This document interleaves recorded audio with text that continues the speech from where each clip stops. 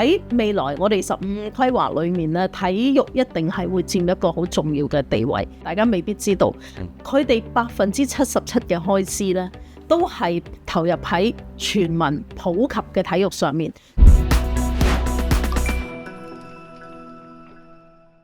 各位觀眾朋友，大家好，歡迎收睇教育建言，我係香港教育大學校長李子健。今日我哋非常之榮幸同埋開心，邀請到文化體育及旅遊局局長羅淑佩女士。羅局長，你好。如果欣賞體育節目或者運動節目，你有冇啲咩個人嘅興趣嘅呢？足球一定係會睇㗎啦。咁大家都知道咧，凡親係有我哋中國香港代表隊嘅出場嘅話咧，好多時都會見到我嘅。咁另外咧就係睇嘅話咧，其實都有一啲嘅活動比較有趣嘅，譬如話劍擊。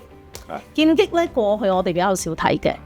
但係自從我哋特別巴黎奧運之後啦，我哋見到哇，原來咩叫缺一劍？我哋透過電視，我哋會知道開始識分啦，花劍、配劍、重劍，原來有分別嘅，唔係就咁樣嘅咁。所以我哋而家都全運會之後啦，喺香港大家都見到咁大型嘅劍擊賽事，咁我哋亦都會舉辦劍擊嘅世錦賽啊。或者係前不久女排我哋嘅世界賽啊，咁都有好多唔同嘅體育活動。咁呢個我哋都係覺得我自己固之然有時間一定會去捧場，但係我亦都見到越嚟越多嘅觀眾有啲係甚至係外地或者內地落嚟睇啦。從15規劃咧睇我哋香港嘅體育。可能諗到少少教育嘅發展，因為體育本身都係教育嘅組成部分。你點睇未來嘅發展同埋融合？可唔可以俾啲意見我哋？建設我哋國家咧，作為一個體育強國咧，係一個好重要嘅國策。除咗係精英化我哋嘅運動員無論係國家或者當然香港係國家一部分，我哋嘅運動員出外嘅比賽成績之外咧，其實另外一個咧就係好重要係全民體育、全民運動。咁呢個有好多重嘅意義嘅，全民運動當然可以訓練到同學仔身體都會好好多，我哋個醫療負荷都會細啲。咁至於喺教育方面呢，其實德智體群美善，我哋睇都係好重要嘅。咁所以教大啦，亦都會有好多嘅同學啦，係會係選修體育同埋體育有關嘅一啲嘅學科啊，咁出嚟都可能會做一個同體育有關嘅老師，或者係就算佢係要做科研嘅，其實而家體育都應用好多科研。咁所以呢，喺未來我哋15規劃裏面呢，體育一定係會佔一個好重要嘅地位。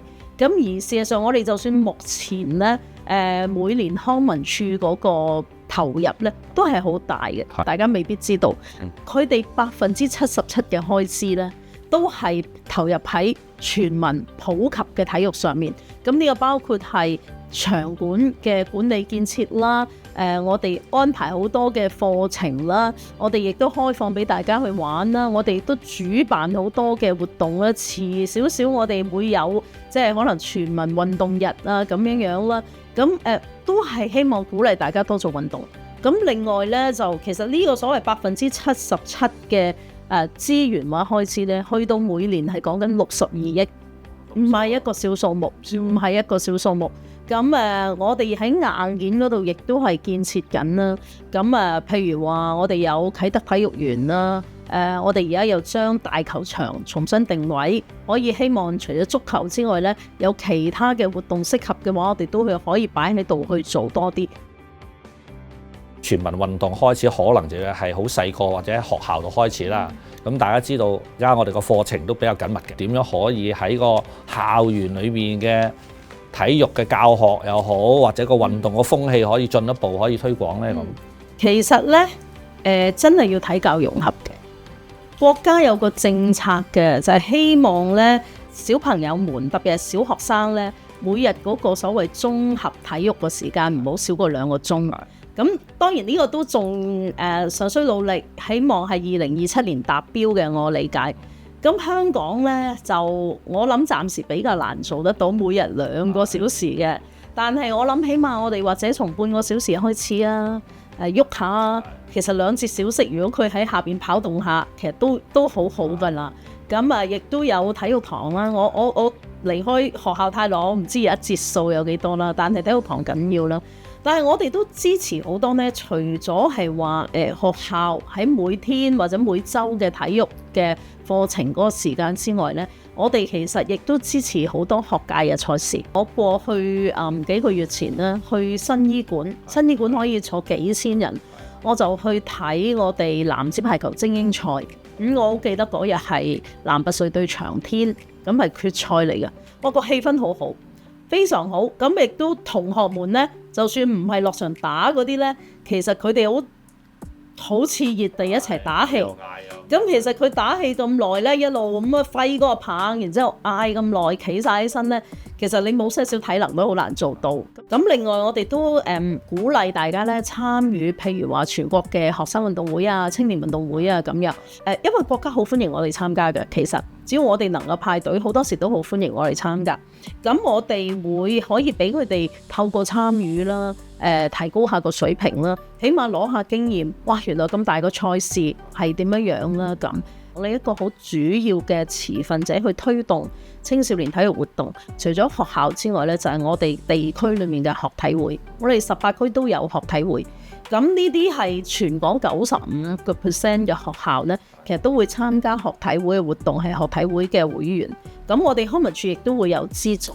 咁對於同學仔嚟講呢，其實只要佢肯做運動，其實一定唔會冇機會嘅。做咗運動之後呢，個人都會舒暢啲、開朗啲。如果係做得夠恆久嘅話呢，甚至佢哋成日話做完運動有好多安多酚啊，咁你就會習慣咗做運動。你唔做運動你唔舒服㗎，咁呢個就最好啦。係。知道局長你都好關心退役運動員嘅跨界轉型嘅問題。佢前面佢係為咗比賽，佢犧牲咗好多自己學業啊，咁完成咗某個階段，佢亦都希望咧從頭呢個社會作出更加大嘅貢獻。呢方面有咩睇法呢？局長？其實我哋有好多唔同嘅計劃咧，係去幫助啲退役嘅運動員轉型。去年政府嘅財政其實係艱難，大家都知道赤字都好大，但係我哋都係。我都講過咬實牙根都去咧增加咗我哋精英運動員嗰個30%嘅資助。嗰個成年隊佢就算未有好多個獎牌，其實我哋都令到佢哋咧有多一啲嘅津貼咁樣。呢個咧直接嘅投資咧都會令到運動員，我諗兩樣嘢啦，一樣嘢就係一個鼓勵嚟嘅，點都係一個鼓舞。第二樣嘢咧，佢哋比較安心咧，將佢黃金時間咧攞出嚟做訓練。咁亦都好多謝校長，大專院校咧，的確而家對於我哋運動員咧係好重視，同埋咧可以俾佢哋休學啦，或者係佢退咗役之後，佢先開始想入學咧，大家亦都會考慮翻佢運動嗰個成績咧，比較願意收佢哋啦。咁如果佢哋係唔讀書做嘢嘅話，我哋其實亦都有一啲配對嘅資助計劃，我哋可能係由1萬多元到2萬多元嘅一個薪金嘅補助。咁如果佢退役之內嘅6年咧，佢可以嚟申請。另外一啲大嘅機構或者係學校係好重要嘅。我哋亦都希望咧，佢譬如可以去做體育老師啦，或者係其他嘅老師啦咁樣。佢哋都多嘅。我哋每年都會有幾十位嘅運動員。去年應該係大概40位左右。咁佢哋大概啦，2/3度會入咗學校，另外一啲可能去咗啲體育機構，咁就去做下一步嘅事業。其實我哋成日講體育呢，我哋講過普及化啦。今日我哋盛事化就亦都大家知道，譬如我哋足球啊嗰啲好多啦。精英同埋專業就係令到我哋點樣可以運動員成績越嚟越好，但係最後亦都要有一個叫產業化。產業化就係令到成個體育事業呢，佢係能夠帶來經濟效益，帶來多嘅經濟效益。咁但係其他呢，其實而家都好願意揾運動員呢，係可能係一啲嘅產品代言啦，或者係一啲嘅贊助啦。又或者係佢哋出席一啲活動啦咁樣，咁都明白咧。運動員咧，其實如果拎佢哋嘅時間出嚟去做呢啲嘢嘅咧，亦都應該有一個合理嘅回報。但係我諗除咗收入之外，更加重要嘅係令更多人認識我哋嘅運動員，同埋咧亦都係令更加多人咧去喜愛同埋知道我哋嘅運動員。咁對於佢哋嚟講，呢種都係一種認可咯，同埋一種令到啲體育相關嘅一啲嘅產品邁向多少少嘅產業化啦，係嘛？咁你覺得我哋今日都講咗文體類嘅人才夠唔夠呢？嗱，一方面我哋要從如果教育嘅角度，就從小開始培養嘅興趣，甚至去拔尖。人才永遠都唔足夠嘅。我哋除咗要去出邊去吸引外邊嘅人才，我哋培育我哋本地嘅人才咧都係好重要。同埋都真係感謝，譬如教大咁樣，你真係為我哋培養老師嘅時候，老師又幫我哋培養更多嘅人才。具體嚟講咧，其實文體類都需要好多嘅人才嘅。可能有一啲咧係本地嘅人才，譬如我哋理工大學同埋中文大學都會有旅遊相關嘅學系。我賣小廣告，我哋就嚟都有啊。係咪啊？咁好，咁同埋咧亦都會有一啲教學酒店啊咁樣啦。咁另外咧，我哋亦都係有譬如香港嘅演藝學院，咁亦都係幫我哋咧係培訓好多唔同嘅演藝幕前幕後嘅人才啦。其實而家已經做緊好多嘢，亦都將來可以做更多。其實喺嗰個中華文化藝術交流中心咧，硬件建設可能都需要啦。軟件係更加多嘅，譬如話我哋有幾個方向，我哋係講緊弘揚中華傳統文化啦、非物質文化遺產啦，但係亦都同一時間咧，要非常認真地保持我哋香港作為一個國際交流中心嘅一個地位。